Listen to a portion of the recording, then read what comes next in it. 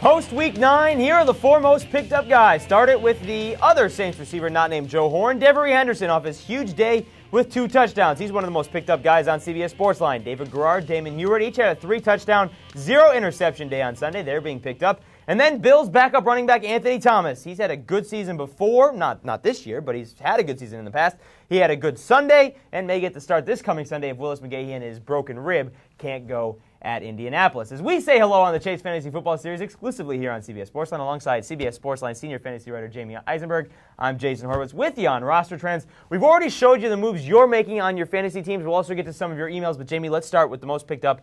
David Garrard had a great game against Tennessee. He's going to start again this weekend. What's his fantasy value?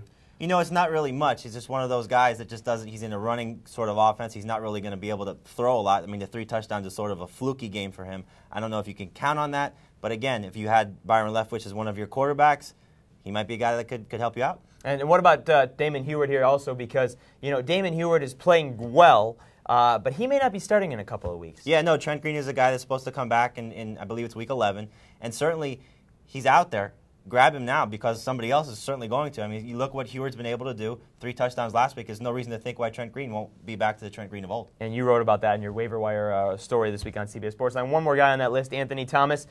Not for the long haul, short term, going up against the Indianapolis Colts defense. Bob Sanders is back. It really helps their rush defense. What about Thomas? But you know, the Colts with Sanders, they're better, but they still have been bad against the run. Thomas could be a guy that might be able to help you out this week. Especially in leagues where you start 3 running backs. All right, Jamey. The rest of the show, it's all about the wide receivers, the best of the non-fantasy drafted, the worst of the highest picks, and then a couple of emails. We'll start with those who have been the best surprises at wideout, and 4 of the top 25 wide receivers, at least by our accounts, in a league where you get a point for each reception.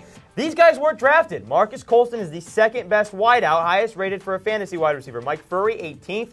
Jericho Cotchery, 24th. And Bernard Berrien, he may be out for a bit, but he's in there at 25th. So, Jamey, aside from Berrien, who may miss a couple of weeks, what about the other 3 guys as they continue Week 10 through Week 17? Take Cotchery out because I don't think he's someone that you could count on. But Mike Fury, certainly in the offense that they're playing with the Lions, he's one of those guys that can continue to put up big numbers. And absolutely Marcus Colston. I mean, what's not to love about this guy? He's been, barely drafted in the NFL draft, not drafted in most fantasy drafts, and here he is. He's putting up, better numbers than most people that anybody would expect. Yeah, there are a couple other guys on that fringe of that list also. Wes Welker is in the 30s, Greg Jennings also there. But now that buys are over, it's a different story. However, we get to the biggest disappointments here.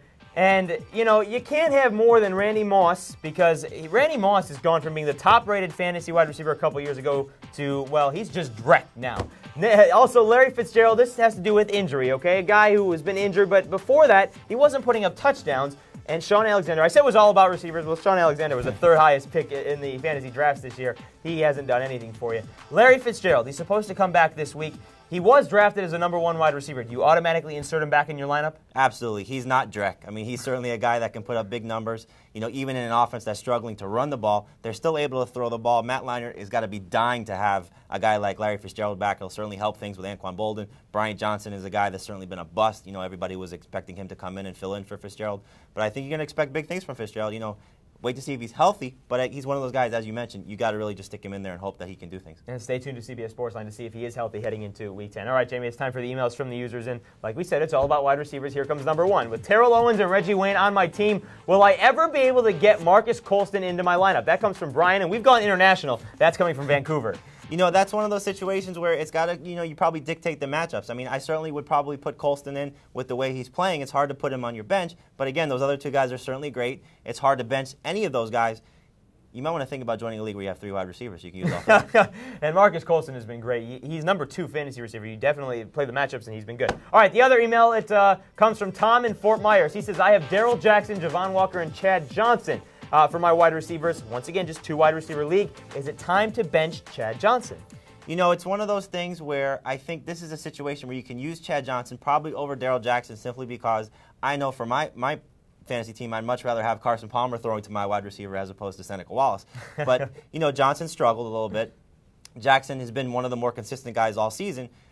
But Johnson, I think, is due for a breakout. He's really unhappy right now with the way things are going. and I think it's gonna, you're gonna start to see him start to pick things up. That may not start in Week 10 though, because they play at San Diego. You'll have to wait and see start 'em, sit 'em to find out who Jamey has as one of his sits. That is just kind of a foreshadow because Chad Johnson's on there. All right, folks, that's gonna do it for this edition of Roster Trends on the Chase Fantasy Football Series. But all the rest of your advice, be sure to read everything from this man, Jamey Eisenberg, as well as Dave Richard, only here on CBS SportsLine. Don't forget, start 'em, sit 'em coming your way for Week 10, Thursday, November 9th. For Jamey, I'm Jason.